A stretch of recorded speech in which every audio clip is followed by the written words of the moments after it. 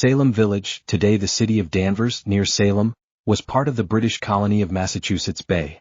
The majority of the population adhered to strict religious views inherited from the Puritans, who arrived in New England in the first half of the 17th century, fleeing religious persecution in Europe.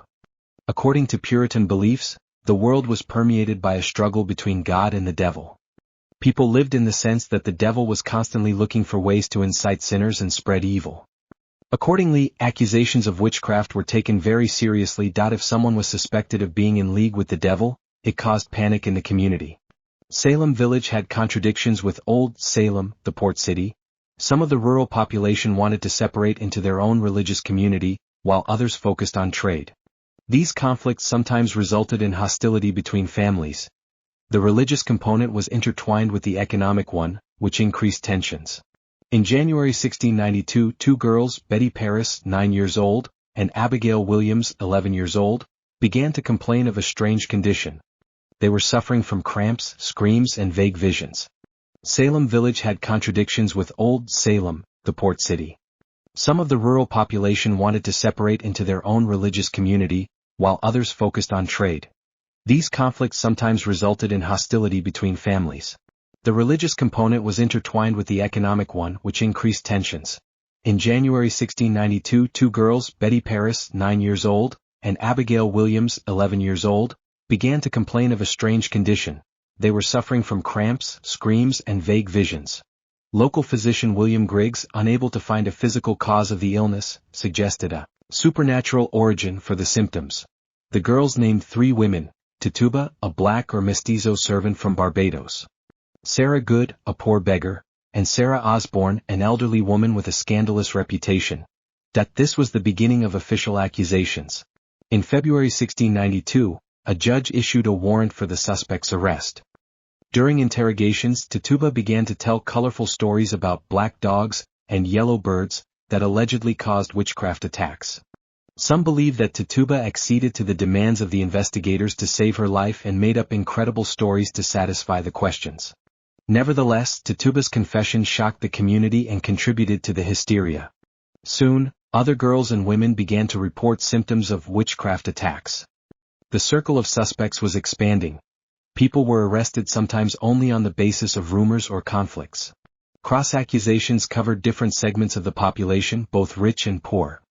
Witch marks, any unusual moles or scars, were used as evidence that spectral evidence was practiced. If someone claimed that the suspect's spirit, ghost, tormented them in a dream or trance, it was considered as an argument in court. Witch marks, any unusual moles or scars, were used as evidence that spectral evidence was practiced.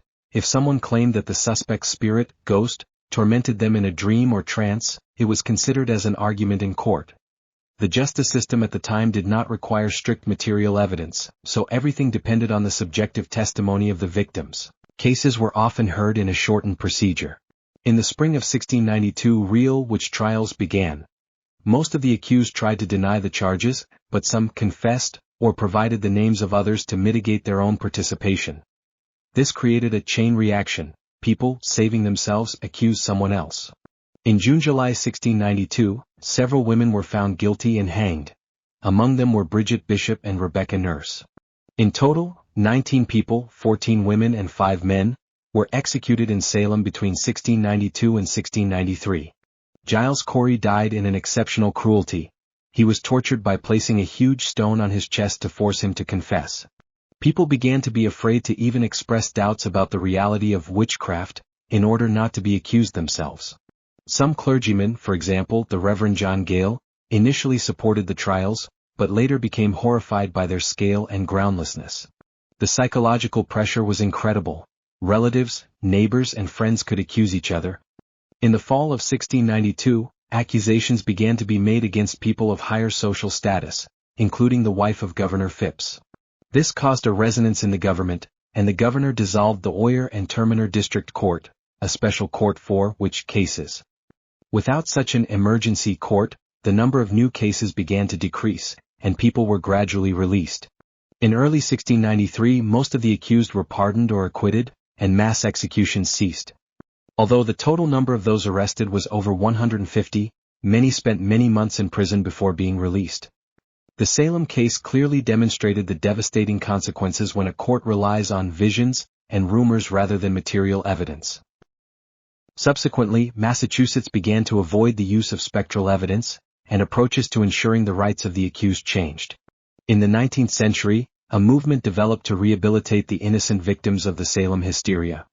In the 20th and 21st centuries, Salem became a tourist mecca. Thousands of people visit the city known for its museums and monuments every year. The story of Salem is a warning about the dangers of blind faith in rumors and superstition. It demonstrates how collective fear can lead to disaster when people choose the irrational over reason. The violent reaction to the witches reflected social tensions in the colony. Economic disputes, religious conflicts, and competition between families. Historians suggest that these factors, and not just religious beliefs, contributed to the rapid spread of accusations. The events of 1692 inspired numerous works of art, including one of the most famous plays, The Crucible, 1953, by Arthur Miller. The name, Salem, came to mean any massive witch hunt, an allegory of the fight against imaginary enemies or political opponents. The Salem witch trials are one of the most tragic pages in the history of colonial America. It vividly illustrates how fear and prejudice can turn into a deadly weapon against those who are in the wrong place at the wrong time. At the same time, Salem remains an important case that influenced the development of American law. It was after these events that the judicial system began to be more cautious about unverified testimony and unfounded accusations. Today, when we hear the phrase witch hunt, we recall not only the distant history of 1692, but also a universal warning. Any social fear taken to an extreme can become destructive. And the best defense against such a destructive phenomenon is critical thinking, the presumption of innocence, and a legal culture where evidence prevails over emotion.